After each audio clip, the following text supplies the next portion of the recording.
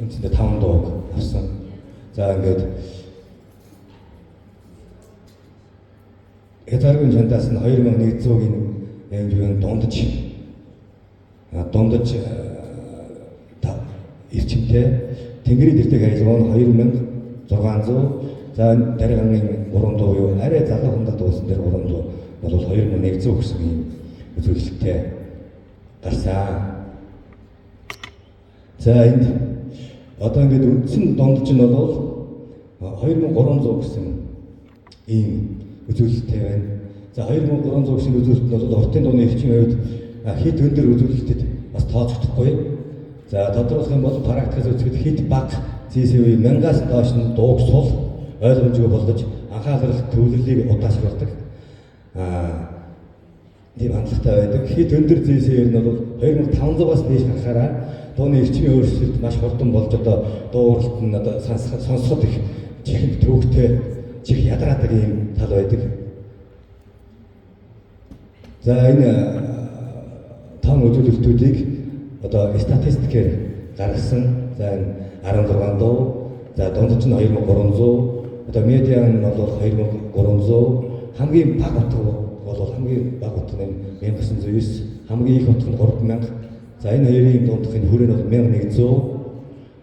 Стандарт хазаалт гэж гарч ирсэн. Энэ бол 303 хазаалт бол хайрцаггүй баг. Дунд зэргийн алдааны утга гэж байгаа. Энэ яагаад ийм алдаа гарч байгаа гэхээр нөгөө уртын дууны өргөлсөн аялал хөгжмийн найруулгатай хийхээр дунд нь бас хөгжмийн стилээ оруулсан баг. Стилээ гэдэг.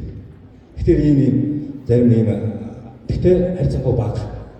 За доктортой ба нам ийм жигд бус баг зэрэг ийм нам тархалтай. Энэ бол нийлэн маш бага хэмжээгээр тархалтай байна. За энийг тайлбарлах бол стандарт хазаалт өндөр байгаа нь дууны утгууд хоорондоо ялгаатай байгааг харуулж байгаа. Энэ бас маш өөрмөц үзүүлэлт.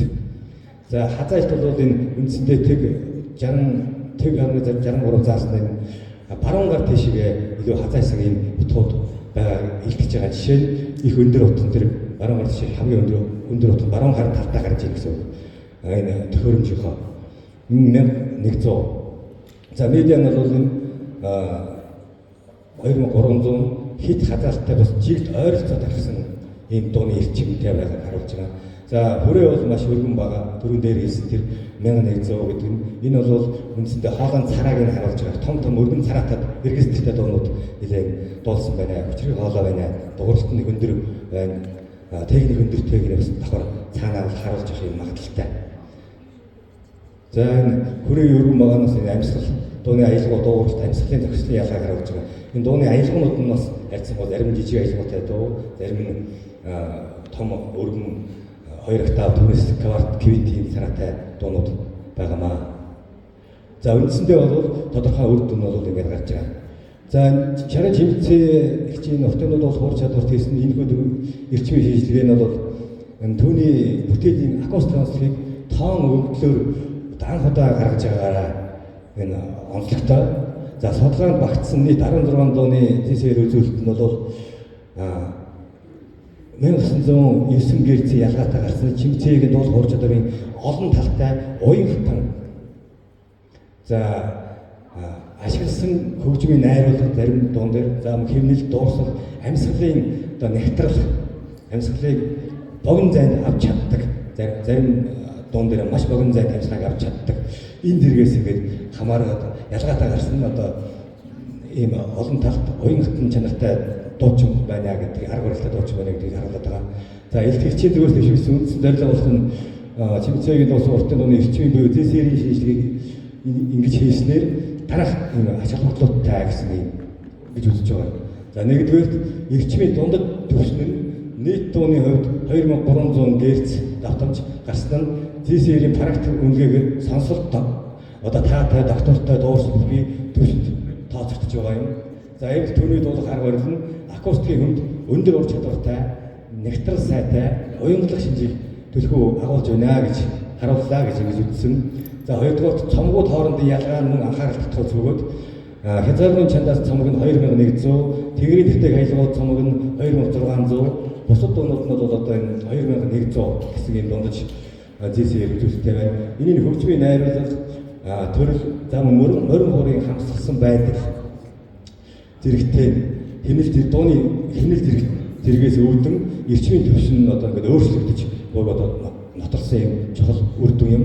За 3 дугаар дуу тус бүрийн зээсээр үзүүлэлтийг хэлбэлсэн нь тухайн ур бүтээлчийн дуулалтын онцлог, амьсгалын хэмнэл, авиа дамжуулалт, авиа тасралттай холбоотой бөгөөд энэ уртын дуу шинжлэх ухаанч тоо мэдээлэл тулгуурласан арга зүйн судлах боломж байгаа гэдэг нь олон баталж өгч байна. За эцэст нь бол энэ чимцээ уртын дуудуул хурц чадварын акустик хүч амжилтын зохисол нь одоо цаашид энэ уртын дуудчдын хоолойн боловсруулалт за бүр цаашлаад уртын дууны үндэсний сурах бичиг одоо тодорхой хэмжээний баталгаатай их сурвалж болж хөөрөө юм ашиг бүтэлтэй юм гэж ингэж үзэж байгаа. За ингээд чимцээ ягчтэй ур бүтээлийн дайжиг өрн одоо улам их чимжиж уртын дуу судлалтаа өөрийн урын сан дуулах ур чадварын хувьд хувь нэмрээ тасралтгүй оруулсан ерөөлийг гişүүлж байгаа. Та энэ уртнаас алж удаан жаргал ирч хүч итгэл үнэмшлэр дөрөм амьдраарай гэсэн юм ерөөлийг бас гişүүлж байгаа шүү.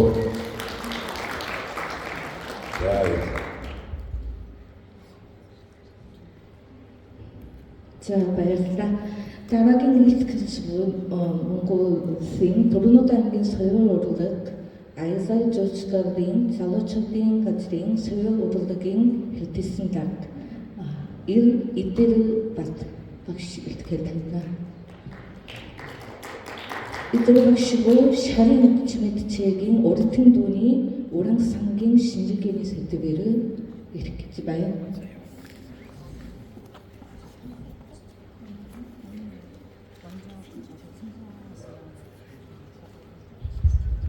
За их хүндэт та бүхэн иргэн төшөөлөе. За шарын чимцээгийн уртын дууны уран сангийн шинжилгээ гэсэн зүйлээ. За тусал сэтгэл Монгол улсын ардын жүжигчин шинжилгээ ухааны доолдол шарын чимцээгийн одоо анх уртын дуу сурсан уран сангийнхаа суурийг тавьсан дурсамж за улмаар ямар арга замаар уртын дуу сурсан одоо сурч байсан талаарх мэдээллүүдийг танилцуулъя. За ингээд уртын дууны уран санг бол 3 хэсэгт бүлэглэж боож утсан. За нэгдүгээрт нь уртын дууны уран сан бүрдсэн эхний үеэр 1974-өөс 1991 юм. За хоёрт нь уртын дууны уран сан бүрдсэн дараагийн үеэр 90-ээс 2010. За хамгийн сүүлийн 3 туйлгууд өнөө үед уртын дууны уран сан нарыг хэрхэн баяжуулж байсан. Ийм одоо ерөнхий байдлаар тоомлон бичүүлсэн. За итгэлийн зорилго чимцээгийн уртын дууны уран сан системтэйг тодруулах. За мөн чимцээ судлалт одоо хувь нэмэр болох гэж тодорхойлсон. За их сурвалж судлах тухайд өөрийн биеэр болон захимаар уулзаж сурвалжлах хийсэн. За мөн жаахан шар 2012 он болон бусад дараагийн функцийг явуулаарай. Их сурвалж материалуудыг бол ашигласан. За ач холбогдол чимцэг өмтөлийн замнаас туршлагыг сурчлан тагиулах. За чимцээ судлалт одоо онлайн болон практик ач холбогдолтой гэж үзэж байгаа. За шинэлэг тал чимцээгийн Монгол улсын ардын жүжигчин чимцээг уртын дууны уран сан системтэйгээр нэгтгэх процесс хийсэн. За мөн одоо уртын дууны уран сан туршлагыг судлах боломжинд одоо хувь нэмэр оруулах алхам хийж үзэх шинэлэг талаар байж болно гэж үзэж байгаа. За ингээс улааны арга ажиглалт, сурвалжлах, байлбар зэрэг програмыг ашигласан. За анх бол одоо ээжийг дагаад чиглэг хэрэгтэй арга тавьж ээж минь одоо дуу аялна.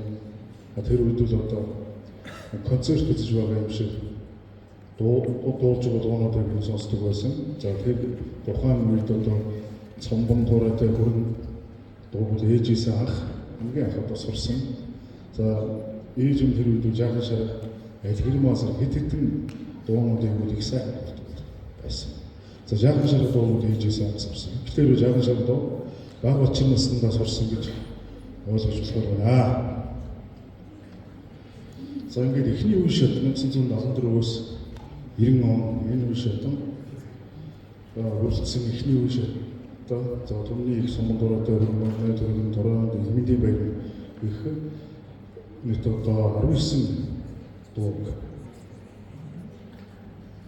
сурч дуусан. За тэгээд энэ дуусан он жилүүд гэсэн энэ он хугацаанд нь арайд бичүүлсэн бичлэг хийлгсэн онцог байна. За эхний үе шатын зарим нэгэн дуунуудыг сурсан, эрхэн сурсан талаад авчгаа.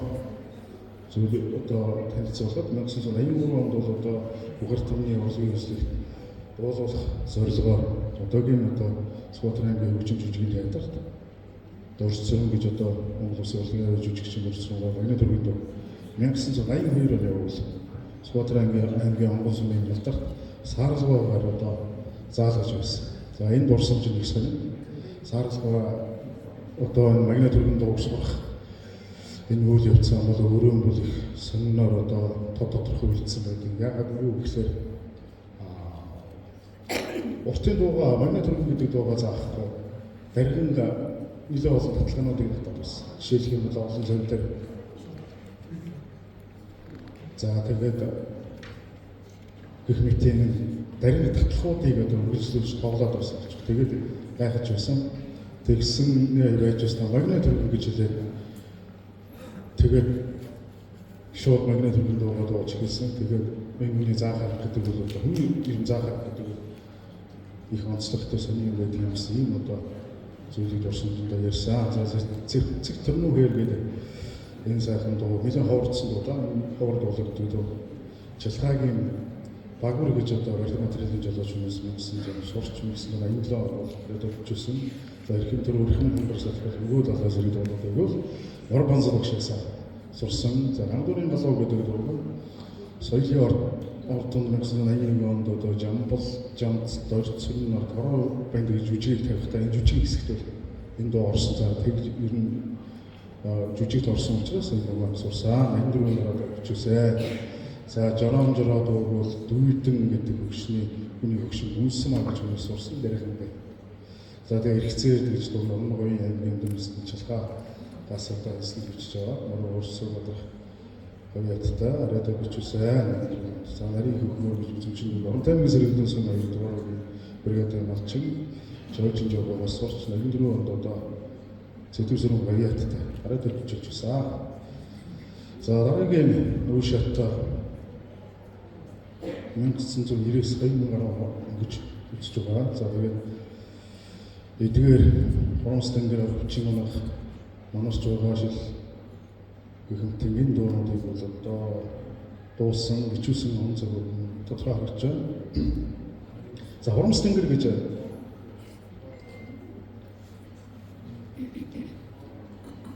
Хормос тэнгэр гэж энэ дууг 1983 онд Дорногоор гинжлэха дахиад самбуу гэдэг одоо энэ үлэн ардын university-д сурчээ. Арга хүчин өнөрийг бол Монхан сумын за Цэрэн Дөрж гэдэг хүний сурч байсан.